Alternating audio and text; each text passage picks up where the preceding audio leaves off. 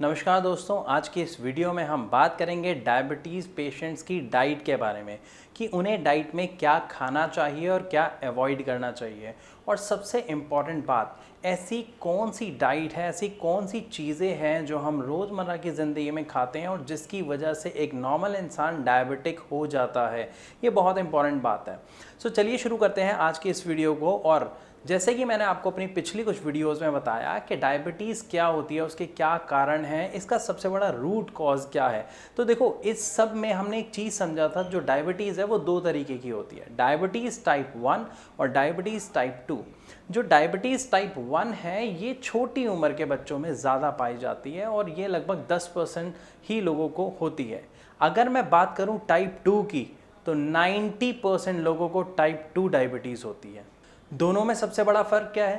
Type 1 diabetes में क्या होता है, जो भी हम खाते हैं, देखो एक सबसे पहले हमारे शरीर की नॉर्मल प्रक्रिया क्या होती है, जो भी हम खाना खाते हैं वो लीवर में जाता है और लीवर एक कैंची की तरह काम करता है, जो हमारे खाने को छोटे छोटे पार्टिकल्स में काट देता है, या ये कहा जाए कि हमारा लीवर हमारे खाने को ग्लूकोज में बदल देता है। तो जब हम वो खाना खाते हैं और वो ग्लूकोज में बदलता है, तो वही खाना आगे जाता है और हमारे पेट के नीचे एक छोटा सा अंग होता है पेनक्रियाज, जिसके अंदर होते हैं बीटा सेल्स जो बनाते हैं हार्मोन जिसका नाम है इंसुलिन। तो इंसुलिन के मिश्रण से जो हमारी बॉडी के सेल्स हैं वो ग्लूकोज को कंज्यूम करते हैं और हमें एनर्जी देते हैं। ये एक नॉर्मल प्रोसेस है।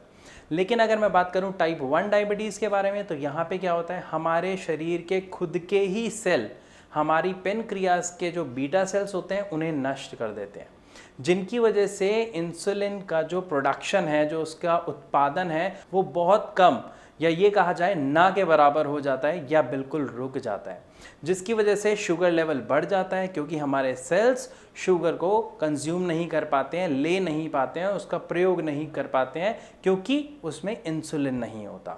तो इंसुलिन बहुत इंपॉर्टेंट है और इसकी वजह से क्या होता है, शुगर लेवल बढ़ जाता है। तो टाइप 1 में क्या होता है कि पेशेंट को इंजेक्शंस के थ्रू इंसुलिन दी जाती है और उसकी जो शुगर की प्रॉब्लम है उसको कंट्रोल कर लिया जाता है। लेकिन अगर हम बात करें टाइप 2, जो सबसे गंभीर है, जो मैंने अभी आपको थोड़ी देर पहले बताया कि ज़्यादातर लोगों में टाइप 2 डायबिटीज़ पाई जाती है।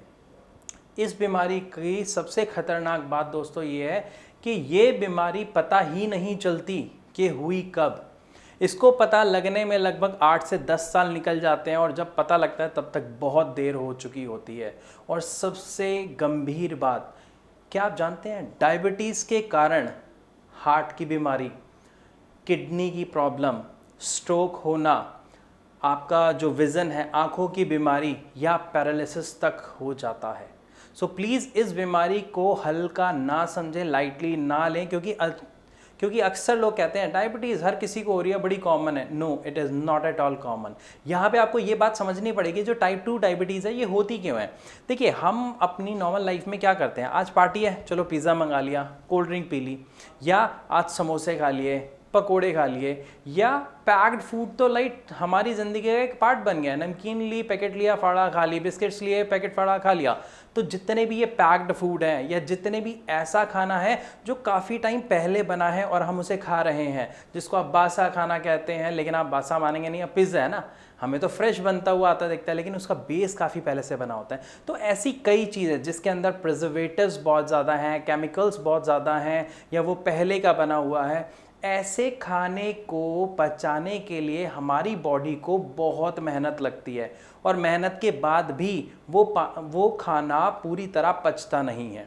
और क्या होता है, वो जो उसके केमिकल्स होते हैं, जो वो खाना होता है, वो हमारी आंतों के अंदर कहीं ना कहीं चिपकता चला जाता है। ये इतना स्लो प्रोसेस होता है कि हमें पता ही नहीं चलता और लगभग 8 से 10 साल लग जाते हैं हमारी इन्हीं हैबिट्स को, और जिसके थ्रू कोई भी एक नॉर्मल बंदा डायबिटिक हो जाता है। अब रीज़न अभी मैंने आपको बताया, ये खाना कहीं ना कहीं हमारी आंतों में चिपकता है, आंतों से जब ये खून में मिलता है, हमारी बॉडी में एब्जॉर्ब होता है, तो धीरे धीरे यही गंदगी हमारी पेनक्रियाज तक जाती है, और पेनक्रियाज में जो बीटा सेल्स होते हैं उनको उनका काम करने से रोकती है, जिसकी वजह से क्या होता है, जो इंसुलिन होता है वो ठीक तरीके से नहीं बनता, ना ठीक मात्रा में बनता। और जो हमारे सेल्स होते हैं जो ग्लूकोज को लेते हैं, वो कब ग्लूकोज को लेते हैं, मैंने अपनी पिछली वीडियो में आपको समझाया था। एक सेम उदाहरण लेके समझाता हूँ, आपको अच्छे से समझ आएगा। एक ताला और एक चाबी। तो ताला है, उस ताले को खोलने के लिए चाबी चाहिए। इंसुलिन एक चाबी है, जिस चाबी से सेल नाम का ताला खुलता है और ग्लूकोज उसके अंदर चला जाता है। लेकिन जब अभी मैंने बताया हमारे गलत खान पान की वजह से क्या होता है, जो इंसुलिन बन रहा है वो ठीक नहीं है, तो वो जो इंसुलिन है वो सेल्स को ठीक रिस्पॉन्ड नहीं करता, मतलब सेल्स उसमें प्रॉपर रिस्पॉन्स नहीं करते हैं, सेल्स प्रॉपर खुलते नहीं हैं, या ये कहा जाए वो सेल्स ग्लूकोज को कंज्यूम नहीं कर पाते हैं। अब यहाँ पे एक बहुत बड़ी प्रॉब्लम आती है, जब वो नहीं कंज्यूम कर पाते तो हमारे ग्लूकोज का लेवल बढ़ जाता है, शुगर का लेवल बढ़ जाता है। यहाँ पर एक और बात आपको समझना ज़रूरी होगा कि जो भी कोई बीमारी है उसका अगर रूट कॉज, उसका मेन कारण पकड़ लें तो उसका इलाज संभव है। अगर हम बात करें शुगर की, तो शुगर की बीमारी को ठीक नहीं किया जा सकता, लेकिन कंट्रोल ज़रूर किया जा सकता है। और शुगर से होने वाली आगे जो गंभीर बीमारियां हैं और उनसे बचा जा सकता है। कैसे? देखो, जो रूट कॉज है, अब रूट कॉज क्या है कि सेल्स प्रॉपर वर्क नहीं कर रहे। अब उसके लिए हमें क्या करना पड़ेगा, उसके लिए हमें मेडिसिन लेनी पड़ेगी ताकि वो सेल्स प्रॉपर रिस्पॉन्स करना शुरू करें। लेकिन अगर हम अभी दवाई वाले पोर्शन पे नहीं जाते हैं, हम बात करते हैं कि हमें अपना शुगर लेवल है उसको कंट्रोल करना है, तो उसके लिए भी एक प्रोसेस है। यहाँ तक आपको समझ आया कि ग्लूकोज क्यों बढ़ रहा है, शुगर लेवल क्यों बढ़ रहा है और डायबिटीज़ क्यों हो रहा है। अब ज़रा बात करते हैं कि इसको हम कैसे कंट्रोल कर सकते हैं। ठीक, अब किसी को डायबिटीज़ हो गया, लेकिन अब क्या करें, व्हाट नेक्स्ट? तो हमारे पास दो तरीके हैं। एक, या तो हम उसका प्रॉपर ट्रीटमेंट लें, अपने सेल्स को दोबारा ठीक करें ताकि वो रिस्पॉन्ड करें और इंसुलिन के थ्रू हमारे ग्लूकोज को कंज्यूम करना शुरू कर दें। या फिर दूसरा प्रोसेस है कि जो हमारा ग्लूकोज का इंटेक है उसको कम कर दिया जाए। हमारी बॉडी में ही जब ग्लूकोज कम जाएगा तो शुगर का लेवल नेचुरल है, ज़्यादा बढ़ेगा नहीं और हम एक हेल्दी लाइफ जी पाएंगे। तो इसके लिए हमें करना क्या होगा, हमको अपनी डाइट में चेंजेस करने पड़ेंगे। अब डाइट में किस तरीके के चेंजेस करने पड़ेंगे, किस तरीके की डाइट हमारे लिए जो है हेल्पफुल है, मददगार है या फ़ायदेमंद है, इसको समझते हैं। तो जो डायबिटीज़ चाहे टाइप 1 हो या टाइप 2 हो, दोनों में ही जो डाइट होती है उसका बहुत अहम भूमिका होती है। अब इस डाइट में हमें क्या ध्यान रखना होता है कि जो मीठे की मात्रा है, जो शुगर की मात्रा है, वो हमारी बॉडी में कम जाए। लेकिन अगर मैं सबसे पहले बात करूं फलों की, तो फलों में होता क्या है, मिठास प्लस विटामिन और मिनरल्स। लेकिन अगर मैं इसी के साथ बात करूं सब्जियों की, तो उसमें क्या होता है, विटामिन, मिनरल, नो मिठास। अगर दोनों में कंपेयर किया जाए तो फलों में जो है वो सब्जियों में भी है, सिर्फ फलों में एक चीज़ एक्स्ट्रा है, वो है ग्लूकोज, शुगर की मात्रा। अदरवाइज मिनरल और विटामिन सेम है, तो वो आपकी बॉडी को सेम पावर देगा। इसीलिए जनरली डायबिटिक पेशेंट को ये सजेस्ट किया जाता है कि वो फ्रूट्स को थोड़ा सा कम ले और वेजिटेबल्स को ज़्यादा ले। वेजिटेबल्स में और भी फ़ायदा है। रीज़न, वेजिटेबल्स के थ्रू फाइबर आपकी बॉडी में जा रहा है जो डाइजेशन में हेल्प करेगा, आपको हेल्दी रखेगा, प्लस विटामिन मिनरल देगा। अगर मैं एग्जाम्पल लेता हूँ एक एप्पल का और एक गाजर का, आप जानते हैं गाजर और सेब में लगभग सेम मिनरल्स और सेम विटामिन हैं, सिर्फ एक फ़र्क है, इसमें मिठास ज़्यादा है एप्पल में, लेकिन गाजर में ऐसा नहीं है। तो इसीलिए आप सैलेड के रूप में जितनी ज़्यादा से ज़्यादा हो सकती हैं वो वेजिटेबल्स लें। वेजिटेबल में सिर्फ एक वेजिटेबल है जो मना किया जाता है एक डायबिटिक पेशेंट को, जी हाँ बिल्कुल सही, आलू। लेकिन अगर किसी का बहुत ज़्यादा मन करता है कि नहीं मुझे तो आलू खाना है, तो क्या करें, तो आप उसमें एक काम करें, आलू को काटें, पानी में भिगो के छोड़ दें 3-4 घंटे के लिए। ये क्या होता है, लीचिंग प्रोसेस होता है। इससे क्या होता है, उसका जो शुगर लेवल है, जो स्टार्च लेवल है, वो कम हो जाएगा और उसके बाद आप पका के उसे खाएं। तो उससे क्या होगा, जो ग्लूकोज का लेवल है वो जाएगा तो, लेकिन बहुत कम मात्रा में। तो कभी कभार आप ऐसा कर सकते हैं, रेगुलर इसे ना करें। इसके बाद अब हम बात करते हैं, देखो फल और सब्जी क्लियर हो गया कि सब्जी में आप ज़्यादा इनटेक करें और फलों को थोड़ा अवॉइड करें। लेकिन अगर फलों की हम बात करें तो आप जामुन ले सकते हैं, जिस फल का जो फ्लेवर है वो मिठास वाला ना हो। अमरूद है, अब अमरूद पका हुआ ना लें, कच्चा अमरूद लें, वो मीठा नहीं होता ज़्यादा। तो इस तरीके के फल आप ले सकते हैं। अब अगर मैं बात करूं अन्न की, तो अक्सर आपने सुना होगा कि मोटा अन्न खाएं या भिन्न प्रकार के अन्न को मिला के आटा बनवाएं, जैसे गेहूं के साथ आप चने, मक्का, इन सब को पिसवाएं। ऐसा क्यों कहा जाता है? यहाँ पे आपको ये समझना बहुत ज़रूरी होगा, जो गेहूं है, गेहूं के अंदर भी मिठास होती है। तो जब गेहूं के साथ बाकी मोटा अनाज मिल जाएगा तो उससे जो आटा बनेगा उसमें क्या होगा, फाइब्रस वैल्यू बढ़ जाएगी, उसका जो शुगर लेवल है वो घट जाएगा, तो वो आपके लिए क्या होगा, फायदेमंद होगा। दूसरा पॉइंट, जब हम इस तरीके के अनाज को खाते हैं तो जनरली क्या होता है, शुगर पेशेंट्स को लगता है ये रोटी जो है थोड़ी सख्त है, या ये रोटी थोड़ी काली बन रही है दिखने में, वो मज़ा नहीं आ रहा, वो स्वाद नहीं आ रहा।